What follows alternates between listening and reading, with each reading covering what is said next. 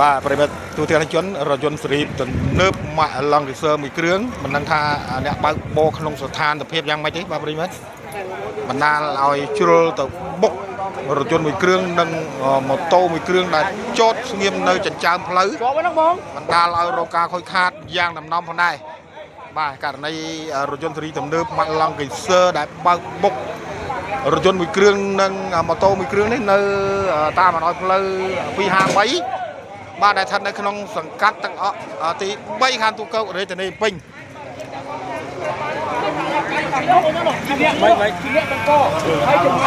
បាទប្រិមិត្តយើងឃើញរថយន្ត Ford មួយគ្រឿងដែលចតអែបនៅលើចិញ្ចើមផ្លូវ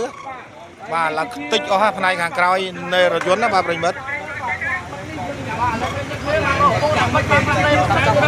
បាទចំណែករថយន្តឡង់ឌីសឺហ្នឹងក៏មានការបិទនៅស្លាកលេខដែរបាទប្រិមិត្តបាទរថយន្តឡង់ឌីសឺក៏រងការខូចខាតដែរបាទប្រិមិត្តចាប់ឲ្យបងចាប់ឲ្យអត់អីនៅក្នុងតម្លៃប៉ុន្មានបងប្អូនគ្នាអត់អីទេគេស្គាល់គ្នាបាទបងប្អូនគ្នាស្គាល់គ្នាបាច់អីបងចាឡានឡងសើ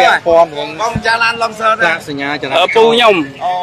ផ្លាកសញ្ញាចរាចរណ៍អាហ្នឹងចាំខ្ញុំដោះស្រាយមួយខាងសកាត់ខាងខណ្ឌទៅឲ្យគេសងអត់អីបាទអូពាក់ព័ន្ធមួយផ្លាកសញ្ញាមួយទៀតបងណាហ្នឹងហើយផ្លាកក្រុងអត់អីអត់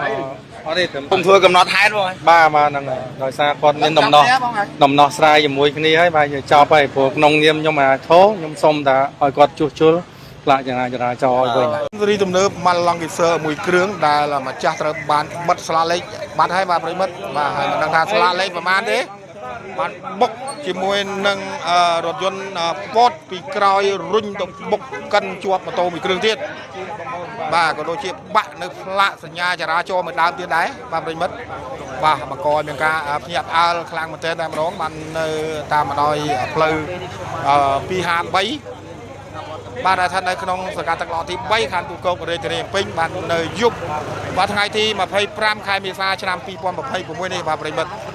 បាទបង្កការភ្ញាក់ផ្អើលបងប្អូនជាពលរដ្ឋក៏ដូចជាកម្លាំងសមត្ថកិច្ចមូលដ្ឋានបាននឹងជំនាញបានចុះមកដល់ទីតាំងកន្លែងកើតហេតុនេះផងដែរបាទប្រិមិត្តករណីគ្រោះថ្នាក់ចរាចរណ៍នេះគឺ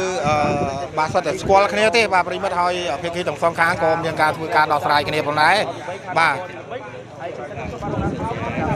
សូមបញ្ជាក់ផងដែររថយន្តសេរីទំនើបម៉ាល់ឡង់ឌីសឺមួយគ្រឿងនេះយើងក៏មិនទាន់ដឹងថាអ្នកបើកបុកក្នុងស្ថានភាពយ៉ាងម៉េចដែរបាទស្ថានភាពរវឹងឬមួយស្ថានភាពយ៉ាងម៉េចយើងក៏មិនទាន់ដឹងច្បាស់បាទរាជកោទៅបុកនឹងរថយន្ត Ford មួយគ្រឿងបាទប្រិមិត្តពីក្រោយ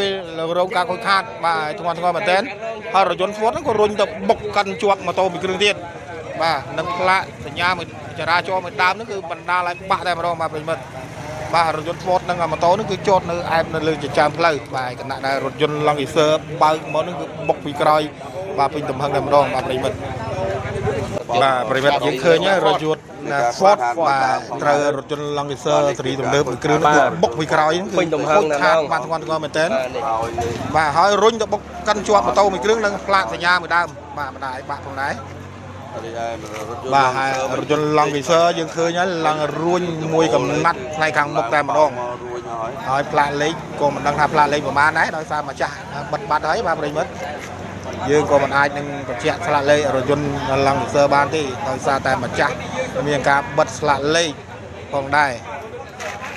រថយន្តនិងរថយន្តក៏ដូចជាម៉ូតូហ្នឹងគឺភាគីទាំងពីរបានធ្វើការសម្រុះសម្រួលគ្នាបញ្ចប់រឿងនៅកន្លែងកើតហេតុ